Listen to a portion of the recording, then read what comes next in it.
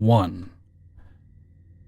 Ever since me and my family moved to a new estate, or new home, new at the time, that is, roughly 20 years ago, an urban legend always seems to linger around the neighborhood, and that is the story of the witch's den.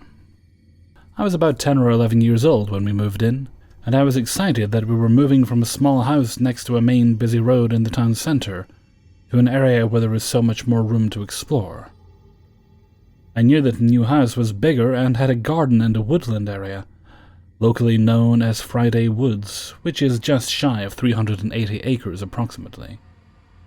I was thrilled knowing that I could potentially build a fort with sticks and leaves, go camping, walking and exploring, which, as an 11-year-old boy, was enough to sell me on the move. After the move, it was officially day one of living in the new house, and I begged my dad, "Can we go in the woods yet?" My dad has always been fair, so he asked my older sister, 14 years old at the time, to take me. The rules were not to wander away from the path because he didn't want us to get lost or stuck. My sister had a friend over who agreed to come with us. The three of us set off, and all was well. I couldn't resist but to pick up a stick and pretend it was a sword or a gun, with a want for exploration. About 5 to 10 minutes into the walk, I thought I saw movement in the trees off the path to my left and spoke up about it. My sister suggested that it might be an animal, and said we should check it out just in case we get lucky on seeing wildlife for the first time. About 100 yards in, there was what looked like a makeshift fence made out of sticks and twigs that went around in a large circle, and in the middle was a hole. The hole was about 2 or 3 feet deep, but it was about 8 feet wide all the way around. There was a lot of, "I wonder what this is for," until it started. My sister let out a scream and ran. Me and her friend followed, asking what happened, and if she was okay. She said something, whispered in her ear, and grabbed her shoulder. That's about all I know, because she was inconsolable after that. Her friend at that moment let out a scream, saying that she saw something, and she then grabbed my wrist, and we ran back down the path back to the woods entrance and to the house. I really don't remember that much about what happened at home, because my mum and dad had to sit with my sister and her friend behind closed doors to reassure them and make sure they are okay. Like I said, I was not in the room at the time. Once they finished talking to them, they spoke to me. Suppose it's easy to convince a 10-year-old that it was a trick of the light or something. I was not overly aware of what just happened, because at that age, it was easy to dismiss things like that due to a lack of knowledge. Ignorance really is bliss. I still have not found out any more about what happened to my sister, because every time I bring it up, she tells me to drop it and ignore it. And if I press for more information, she gets apoplectic and shouts at me to drop it. As you can tell, I gave up with that years ago. So that's the prologue, I guess, because that brings up to present day, where a lot has changed. I lived in Cambridge for about 5 years, where I studied at university to get my bachelor's degree. During my last year of university, COVID hit the UK, and hit it hard. We were locked down and many were on furlough, while others just straight up lost their job. This means that for a new graduate there is no work available. My dad agreed to let me come home for a bit while we let COVID blow over for the most part. This is where I am today. I am job searching and waiting. A few weeks ago, I thought I'd better start exercising and began running and going for walks in the woods to help break up the day. There is never anyone around during the day, so I don't have to wear a mask. It was perfect. One of my walks, I walked past the entrance to the witch's den without realizing. It had been so long, when I thought I could hear a girl's voice. It wasn't like a stereotypical witch-like voice with the cackling laughter, green skin on a broomstick type voice. It was way more gentle and sounded younger. I heard it over my headphones, and it immediately stopped me in my tracks. I turned and started walking through the bushes and trees. The voice sounded like a young woman stuck and was shouting for help. I kept going, but the voice sounded eerily comforting and inviting in a pure and innocent way. When I came to that conclusion, I fell over. It was the hole in the middle of the witch's den. It was silent. I snapped out of it and decided to get out of there. My mind started going miles a second as I ran out. How can the girl just stop asking for help and disappear? It was a kind voice, so why did the girl scream all those years ago? Why did I even walk in there in the first place? It's been a few days since then, and I've tried to ignore it, but I keep seeing lights in the distance from my bedroom window. The witch's den is not far, and I can see it, just barely, through the trees. The lights look like people dancing, except they are made of light and dance through the trees. 2. About a year and a half ago, I was asleep in my bed with my wife. I am deep into my sleep, and I am having a dream about a shadow figure chasing me, saying, "You need to let us in. You need to let us in." The voice is calling to me in what I would describe as a child's voice. I'm running from this entity, and it's getting closer and closer. "Just say that we can come in." It gets to the point that this shadow is about 5 or so feet away, in the middle of saying, "You need to let us in." Then my wife elbows me and wakes me up saying, "Baby, did you hear that?" I'm just coming out of my sleep, and she says, "I hear kids talking." I ask her if it was our boys talking. We have 2 kids. She replies, no, it wasn't the kids. Even while she was telling me that she heard kids talking, I was already wondering in my mind if I was talking in a child's voice while I slept. When she said, no, it's not the kids, I was certain in my thinking that I was dreaming and talking in a child's high-pitched voice. I play dumb and tell her that I don't know what it is, and everything is all right. In my head, though, I'm convinced that I'm talking in a child's voice, really. I just didn't want to freak her out and tell her that I was being chased by a shadow saying, "You need to let us in," while simultaneously speaking in a high-pitched voice, mimicking the shadow that was chasing me. The next day, I go to work, and I'm telling people I worked with what happened. I'm not giving the details of me being chased by a shadow, and I wasn't getting into details about what the shadow was saying. What I was telling them was that I was talking in my sleep, and apparently I was talking in a kid's high-pitched voice because I woke up my wife, and she thought that kids were talking in our room. I must have told 2 or 3 people about me talking in my sleep, while making light of the situation. It's all one big joke that was honestly pretty amusing. I'm completely certain at this point in time that it was me making the voices. Fast forward a year or so to roughly 6 to 8 months ago. At this point in time, we've moved from our house in Colorado to a city in Texas. Once again, it's the middle of the night and I'm asleep. I'm having a near-identical dream. Again, a shadow is chasing me, saying, "You have to say that we can come in." Also, again, I'm running from the shadow, trying to escape while it's saying that I need to let it in over and over. This time, the shadow is close. When I say close, I mean it's now close enough to touch, and that's exactly what it's trying to do. As the shadow is reaching out to grab me, and is inches from touching me, a high-pitched child's voice says, "Come in." As the shadow is inches from grabbing me, and the words "come in" are hitting the second syllable in the word "in," my wife elbows me, "Baby." I wake up, and the absolute first thought that pops in my head is that I'm talking in a kid's voice again. I wait for her to tell me that she heard kids' voices again. She asks me, "Were you just standing over me on my side of the bed?" I just saw a shadow, or maybe she said silhouette, staring down at me, and I thought it was you. I tell her, "No, baby, I was lying here asleep." Once again, I didn't say what I was dreaming about or detail what happened before. I do not want to freak her out and say something like, "Hey, that's crazy. I was just dreaming about a shadow figure while you saw one in the room. Cool, huh?" I downplayed the situation while comforting my wife, but in my head, I immediately thought back to the first dream and how it was the exact same dream that just happened. In both dreams, a shadow was chasing me.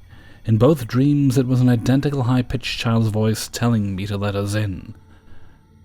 And the most bizarre thing of all is that in both dreams, right at the climax, my wife has woken me up right as the shadow was about to catch me. After this most recent dream, I wonder if it was me speaking in the child's voice. I think back of how I made light of the situation and joked about it at work with coworkers. The wife later told me that she was certain I was standing over the bed looking down at us, until she had moved her arm and felt me laying next to her. I went a few months without telling my wife about the dreams, but I finally told her. She remembers both instances, and it really freaks her out. I've got to be honest that after the second incident, it has caused an immense amount of thought on my end. I don't necessarily feel scared from the dream, but the weird factor feels like a 10 out of 10. I've actually had goosebumps while typing out what has happened. Please let me know what your thoughts are and what is happening here. 3. Dude, I don't know what to do. To make this short, I've had experiences with things that I can't explain for my entire life. The crazy thing is that I don't believe in the afterlife. I've been concerned that I'm having auditory hallucinations, because that was my go-to explanation when I was younger. But I haven't experienced anything like this since I moved out of a haunted childhood home, and I know in my gut something is happening that I couldn't imagine. I'm a 5'3", 110-pound female. I'm in a very new house in the back of a neighborhood that backs a nature preserve. It takes 10 minutes to drive here from the main roads.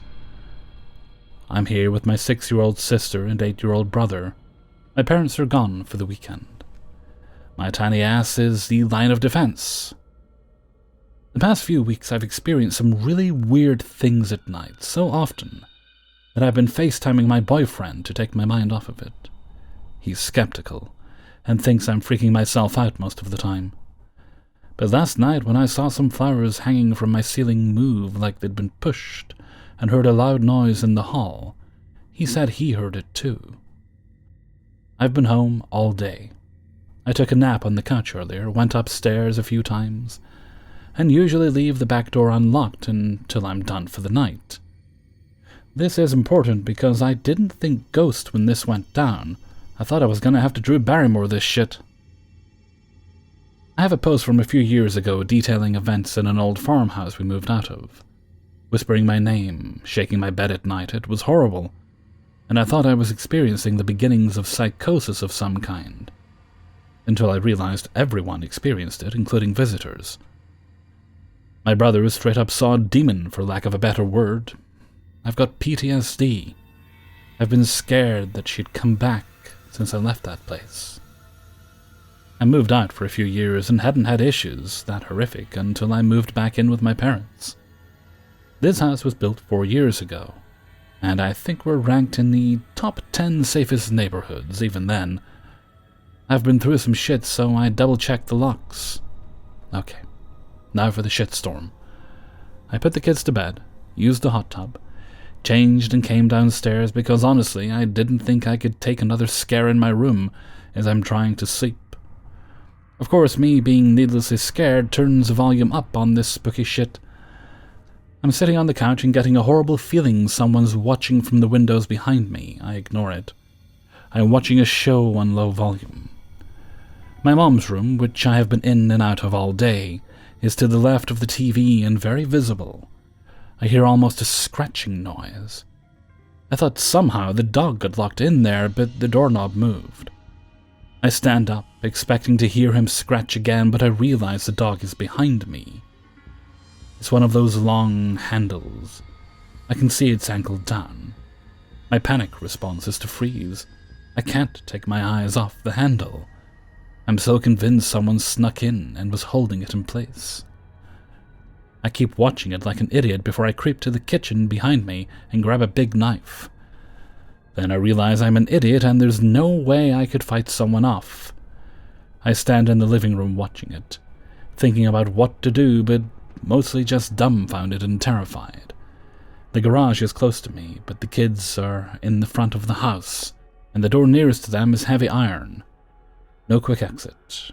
I grab the keys as quiet as I can and the garage door opener in case we have to run around to the car. I don't know, man, I'm not the brightest bulb. I have 911 typed in my phone, but I started wondering if my mind just fucking made it up. So I started texting my boyfriend instead. Y'all, you have no idea the kind of nerve it took for me to go in there. My collie is useless for protection, and I think he was just anxious because I'm obviously afraid. I swing the door open and he runs inside, but I felt resistance behind the door, and dog, I never feel like that in my life. There was nothing behind it. I checked everything, under the bed, the shower, closet, even behind the clothes. Nothing. I kept the door open with the light on, and the knife is still on my coffee table.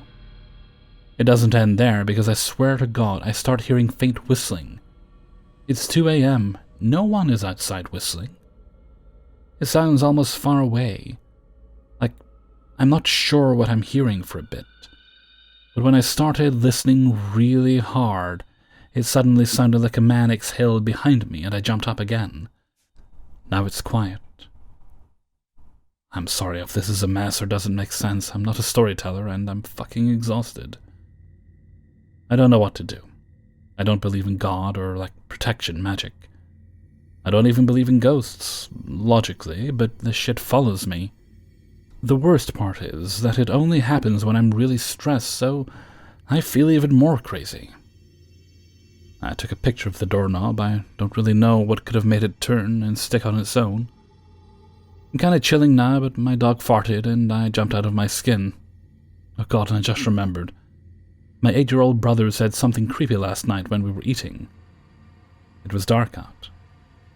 He kept looking at the windows and goes, "Someone is watching us. Can you close the blinds?"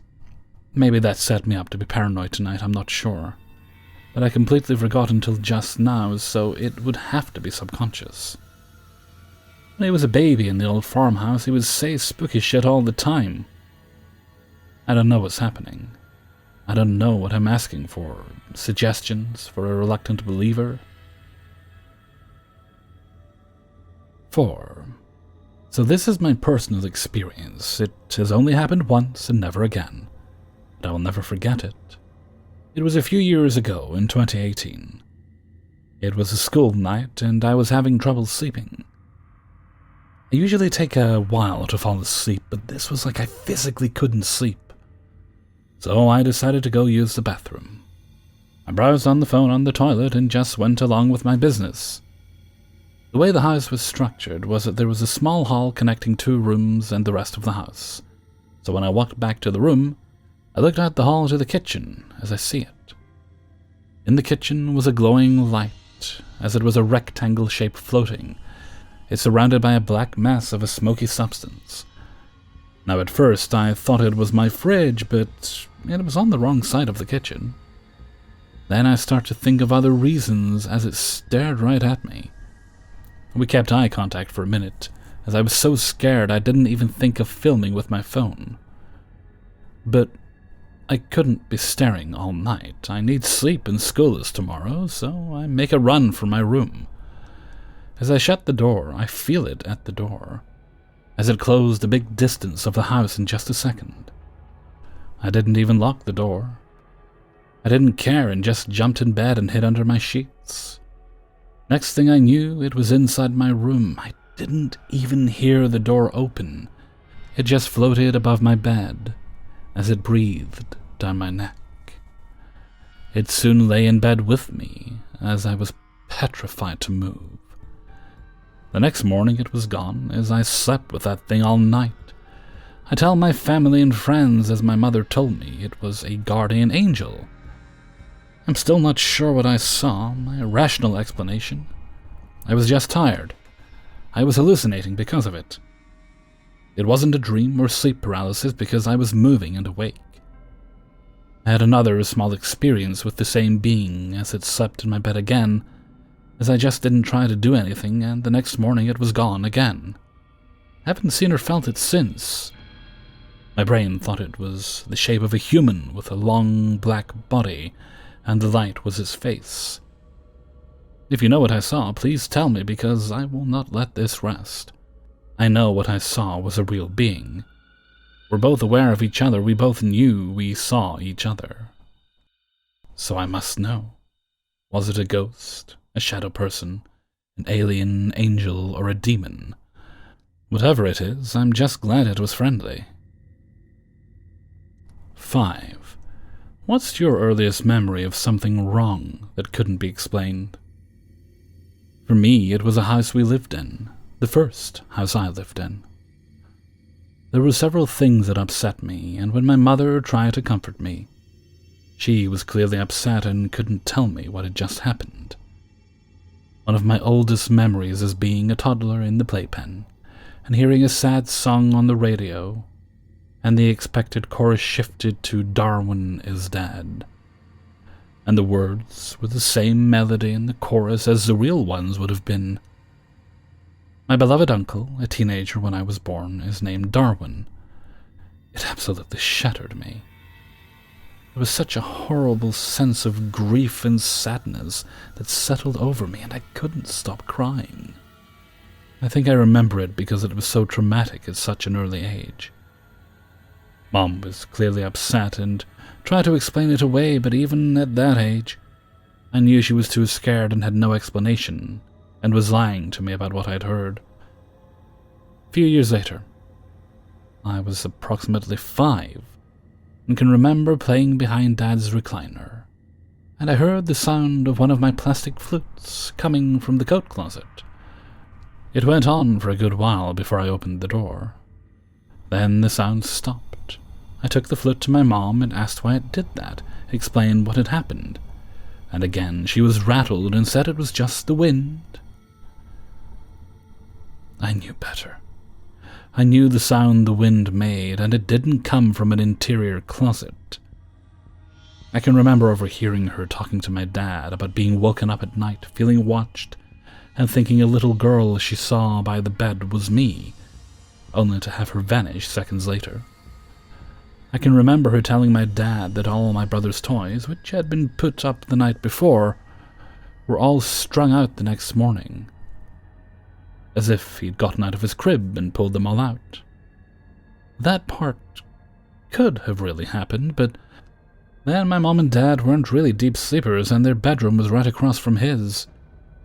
I don't remember my dad's emotions about it, just hers, because there was so much uncertainty in her tone. I've asked her about these things, and I'm now 48, she's almost 70. She denies all of it, but also in an alarmed tone. She clearly doesn't want to talk about it, and I get nowhere when I bring it up. I've brought it up occasionally for the last 20 years. I get nowhere. Some of these things scared the hell out of me as a kid, and some didn't, but they are unforgettable to me.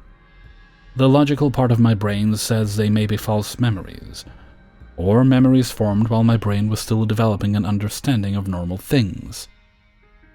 The change in the lyrics of a popular sappy 70s song, for instance.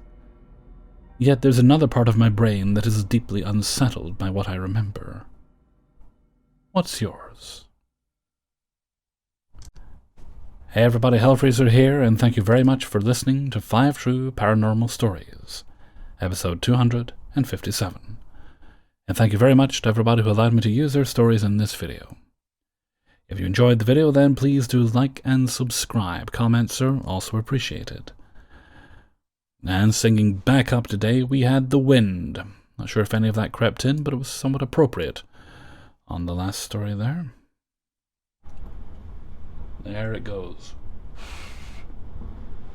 Alright, let's move the microphone back so it's picking me up properly. Let's see, this is Friday. No shout-outs, I don't think, today. No, I think it's a little bit later in the month. Not for today. I will do my best to do a gaming stream tomorrow of some description. I'll probably have a nap before it because my sleeping schedule is absolutely messed up. Messed up enough that when I'm done making this video, I'll probably just vegetate watching YouTube for a bit. I've kind of gone down the rabbit hole of watching a kind of macabre, horror-y stuff. People doing like reviews of haunted houses, like the Halloween kind of thing, not like actual houses are seemingly haunted, but that sort of thing. Channel called The Grim Life Collective. It's a husband and wife duo, seem perfectly lovely couple, and it's the kind of thing. I was looking at the guy and I thought he looked so familiar, but I couldn't place him.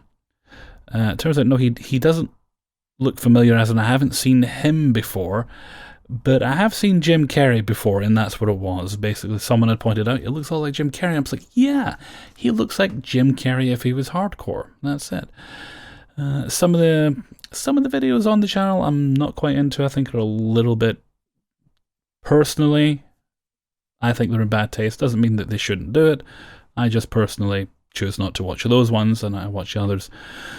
Where they're covering more recent celebrity deaths, I think it's okay covering ones that are quite a bit older, but anyway, overall, good channel. Nice couple, good energy from them, which I appreciate. And that is my recommendation today, so that's Grim Life Collective. Not that they need my recommendation, they're doing very well without it. Okay, and with that, I'm going to head off for now. So until next time, thank you very much for listening, and take very good care of yourself.